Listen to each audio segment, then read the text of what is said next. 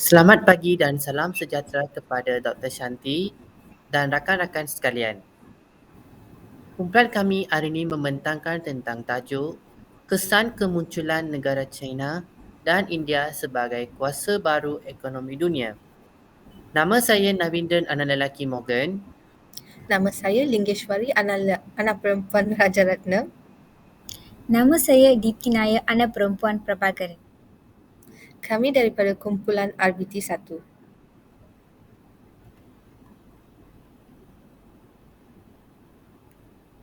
Sebelum kita masuk ke tajuk kita pada hari ini, kita mengulang kaji tentang sedikit pengenalan tentang China dengan India. China dan India dikenali sebagai negara superpower masa depan dalam ekonomi dunia. Hal ini, kedua-dua negara ini memainkan peranan sebagai pengeluar, pesaing dan menyediakan tenaga manusia yang handal. Oleh itu, China dan India akan membentuk kembali ekonomi dunia. China dan India juga mendorong kepada kegelisahan dan perdebatan mengenai persaingan global Amerika dan negara-negara maju G8 di masa depan.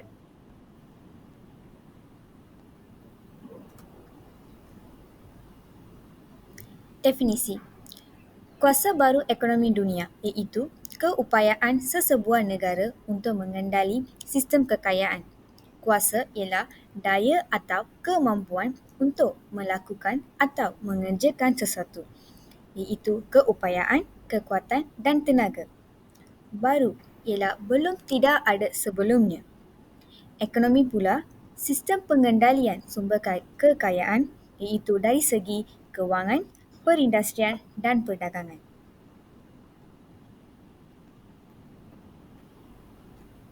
Pertama sekali, negara China.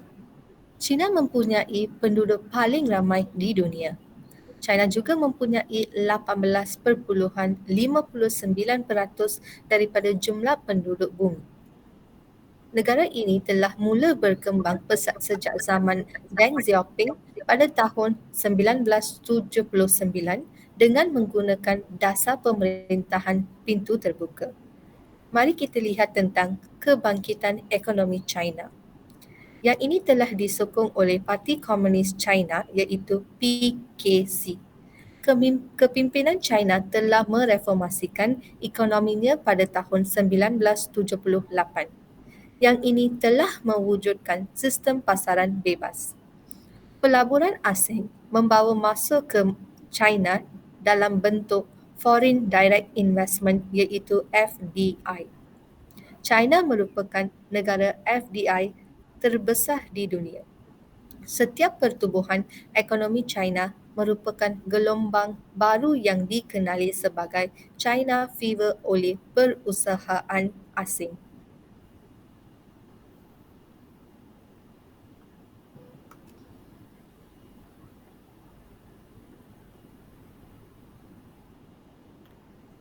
Faktor pertama ialah kedudukan geografi. China yang mempunyai tanah yang luas serta iklim yang pelbagai memberikan ruang untuk mengeksploitasi sumber alam secara optimum. Dataran dan lembap sungai seperti Yangtze, Huanghu membekalkan banyak bahan mentah semula jadi dan berterusan telah berupaya menjadi pemangkin kepada perkembangan industri hiliran yang berasaskan pertanian. Bentuk muka bumi yang pelbagai kaya dengan sumber material serta bahan galian dapat digunakan untuk kegiatan perindustrian dan sebagainya.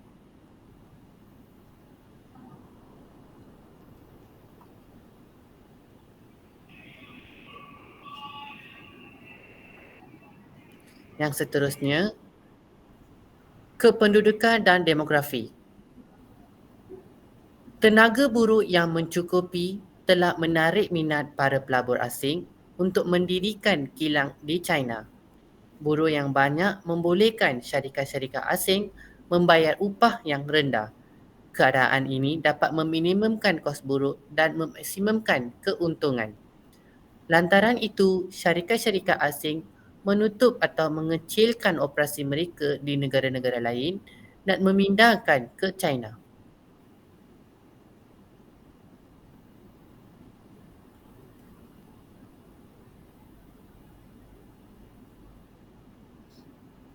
Sekarang, dasar terbuka. Dasar pintu terbuka ialah kenyataan utama dasar luar Amerika Syarikat yang dikeluarkan pada tahun 1899 dan 19 tahun, bertujuan untuk melindungi hak semua negara untuk berdagang secara sama rata dengan China dan mengesahkan pengangkutan multinasional terhadap kedaulatan pentadbiran dan wilayah China. Yang ini telah dicadangkan oleh Setiausaha Negara Amerika Syarikat John Hay dan disokong oleh Presiden William McKinley. Dasar pintu terbuka membentuk asas dasar luar Amerika Syarikat di Asia Timur selama lebih daripada 40 tahun.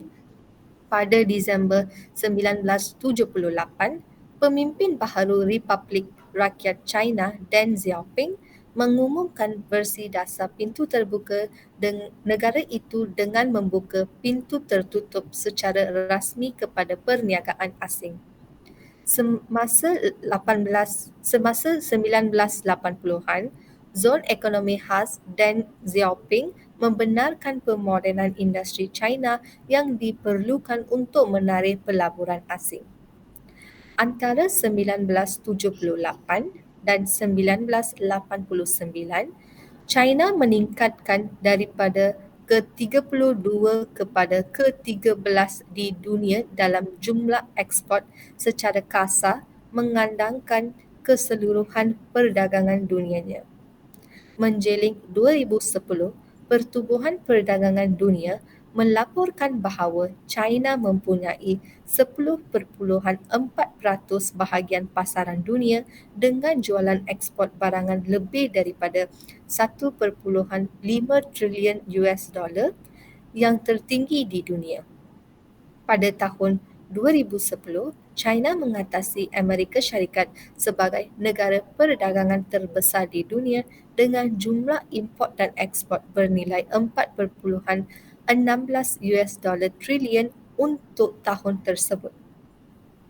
Keputusan untuk menggalakkan dan menyokong perdagangan dan pelaburan asing membuktikan titik perubahan dalam kekayaan ekonomi China yang meletakkannya di landasan untuk menjadi kilang dunia seperti hari ini.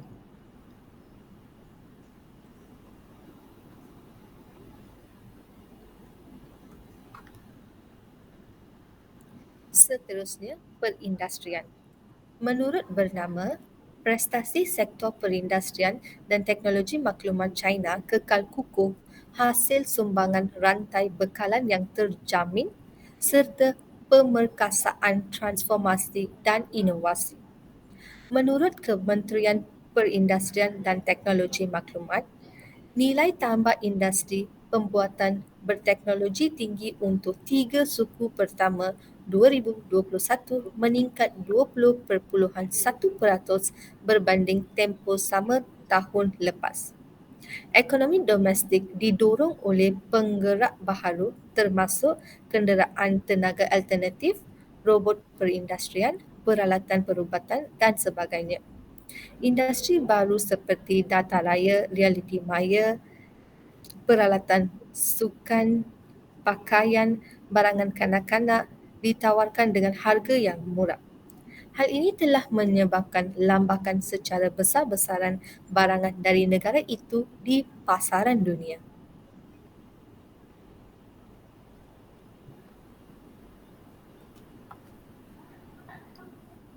Seterusnya, lumbung emas. China dianggap lumbung emas bagi para pelabur dan usahawan. Jadi, ramai pelabur dan golongan kapitalis membuat pelaburan kerana berasa negara itu boleh mendatangkan keuntungan yang besar. Ia juga kerana pasaran di China terlalu besar dan luas, penduduk yang ramai, banyak ruang perniagaan yang belum diteroka. Orang Cina ialah bangsa yang suka berniaga. Ini merupakan contoh gambar lumbung emas di China. Yang keenam, pelaburan. Usahawan dari China semakin berani melabur ke negara luar terutama Asia Tenggara, Asia Timur dan Asia Barat. Misalnya, kontraktor Cina berjaya mendapatkan tender bagi melaksanakan projek bernilai berbilion ringgit. Kebanyakan mereka memasuki pasaran yang tinggi dan berjaya menyiapkan projek yang diberi mengikut tempoh yang ditetapkan.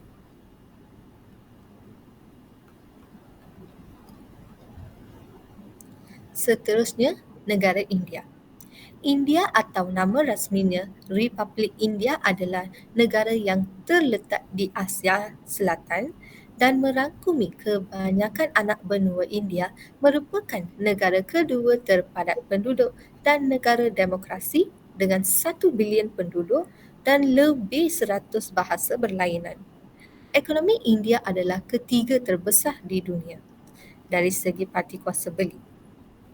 India bersempadan dengan Bangladesh, Myanmar, Republik Rakyat China, Bhutan, Nepal dan Pakistan, dengan Sri Lanka dan Maldives di seberang Laut Lautan India.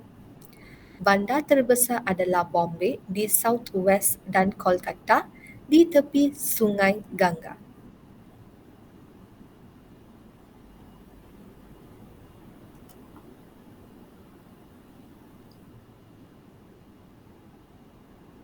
Sebelum pergi ke tajuk peranan pengguna, sedikit tambahan mengenai India adalah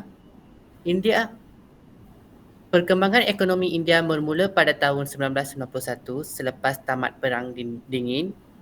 India buka pasarannya secara beransur-ansur. Result pertukaran asing meningkat manakala belanjawan persekutuan dan negeri pula telah menurun.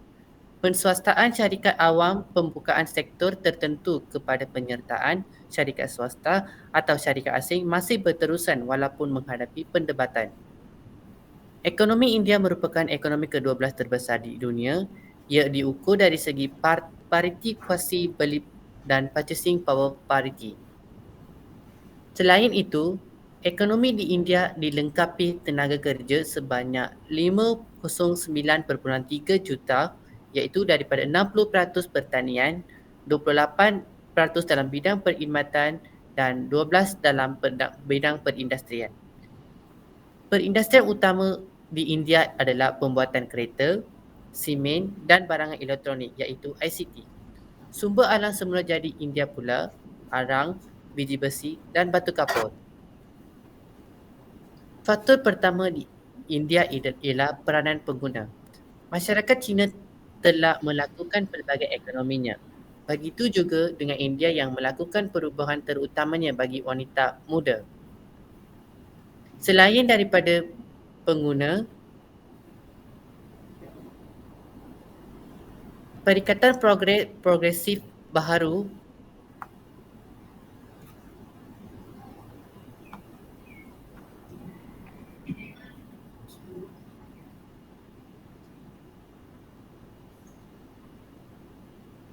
bersatu Manmohan Singh daripada Parti Kongres bangkit lagi menjadi kuasa besar ekonomi negara seiring dengan China.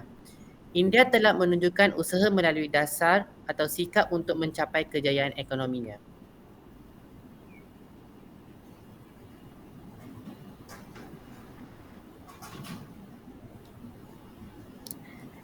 Ekonomi model baru. Menurut Cosmo, India dijangka menjadi negara ekonomi ketiga terbesar di dunia menjelang 2029. Demikian menurut laporan baharu dikeluarkan oleh State Bank of India kemarin seperti dilaporkan laman berita Beyond News. Ketua Penganalisis Ekonomi SBI, Soumi Gandhi Ghosh berkata negara itu akan melepasi kedudukan Jerman pada tahun 2027 dan Jepun pada tahun 2029 bagi menduduki tiga tangga teratas dari segi keluaran dalam negara kasar, iaitu KDNK, sekiranya kadar pertumbuhan semasa dapat dikekalkan. Ketika Perdana Menteri Narendra Modi mengambil alih pentadbiran pada tahun 2014, India berada pada kedudukan ke-10 dari segi KDNK. Sekiranya sasaran seperti laporan tersebut berjaya dicapai, lonjakan 7 anak tangga dalam tempoh 15 tahun akan menjadi satu kejayaan bersejarah buat kerajaan Modi. India pula berperanan sebagai model untuk teknologi elektrik. India mempunyai pelbagai industri seperti Motorola dan Hewlett Packard yang mereka ini percaya bahawa ilmuwan India mampu untuk merancangkan software dan multimedia feature pada produk selanjutnya. Kedua-dua negara ini kukuh ekonominya kerana saling melengkapi antara satu sama lain. Sebagai contoh, negara China tetap mendominasikan barangan buatan mereka sedangkan mereka lemah dalam industri teknologi. Jadi, India telah pelengkap kelemahan China. Disebabkan kerjasama ini, China dan India akan dapat menguasai buruh industri, perusahaan dunia dan seterusnya menggantikan dominasi dari Amerika. Bukan itu sahaja, suami telah berkata keputusan syarikat gergasi teknologi Apple baharu ini untuk memulakan pembuatan iPhone 14 terbaharu di India merupakan salah satu langkah optimistik. Keputusan pembuatan model Apple untuk mengalihkan sebahagian daripada pengeluar iPhone 14 untuk mengatakan ke seluruh dunia dari India membuktikan keyakinan mereka. Bagi mengeluarkan model ini di India, Apple telah bekerjasama dengan para pembekal tempatan di negara itu untuk mempercepatkan kadar pengeluaran bagi mengurangkan tempoh masa pembuatan telefon pintar ini. Sebelum ini, model yang lama iaitu iPhone 13 juga telah mula dihasilkan di India 6 hingga 7 bulan selepas model tersebut dilancarkan pada bulan September tahun lalu. Langkah pembuatan Apple ini dilihat akan membuka peluang kepada konglomerat-konglomerat lain untuk mengambil tindakan yang sama, katanya suami.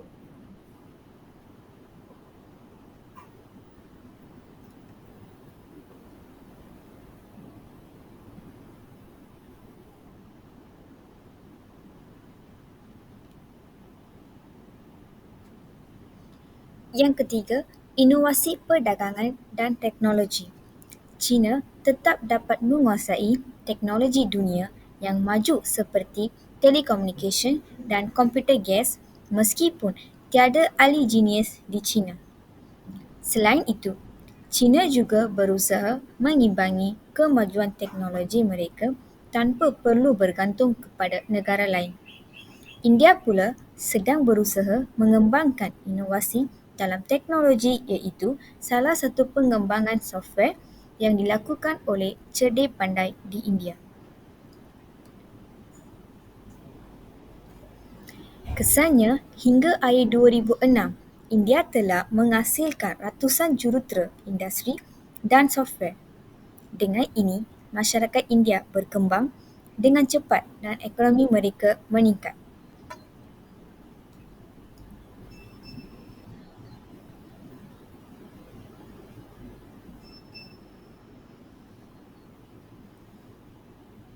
Perbezaan fakta ekonomi China dan dengan India.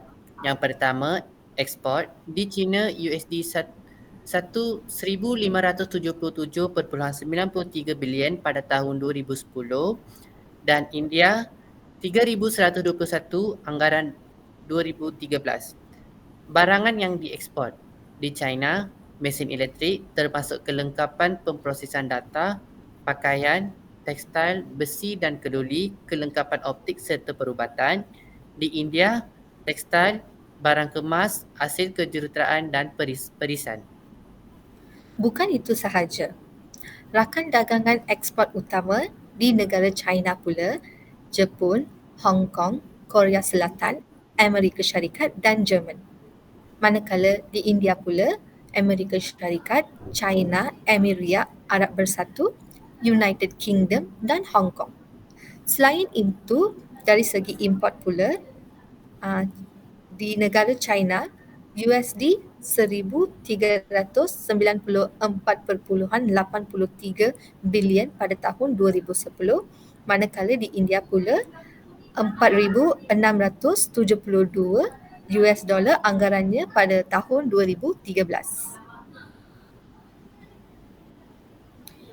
Yang kelima, barangan yang diimport. Di China, mesin elektrik, bahan api, minyak galian, kelengkapan optik, perubatan, biji logam, plastik dan kimia organik. Manakala di India pula, minyak mentah, jentera, baja dan kimia. Yang keenam, rakan dagangan import utama. Di China, rakan dagangan import utama ialah negara Jepun, Hong Kong, Korea Selatan, Amerika Syarikat, Taiwan dan Jerman. Manakala di India pula negara China, Amerika Syarikat, Belgium, Jerman, Australia, Singapura dan United Kingdom.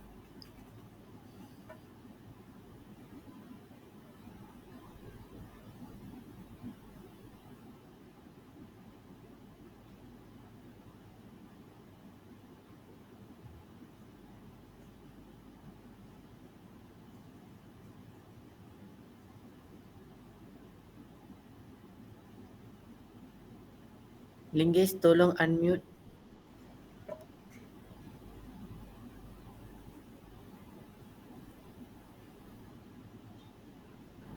Maaf. Kesimpulannya, perkembangan ekonomi dunia semakin rancak berkembang. Negara yang maju dari segi ekonomi dan pengurusannya pasti akan menguasai ekonomi dunia seperti China dan India. Antara hasil yang telah dikeluarkan oleh negara China ialah sistem open door policy yang memperkenalkan perdagangan asing dan perusahaan bebas bergerak yang menjadi faktor utama pengembangan ekonomi mereka. Manakala India pula, sebuah negara demokrasi yang lemah dalam perniagaan berkembang maju.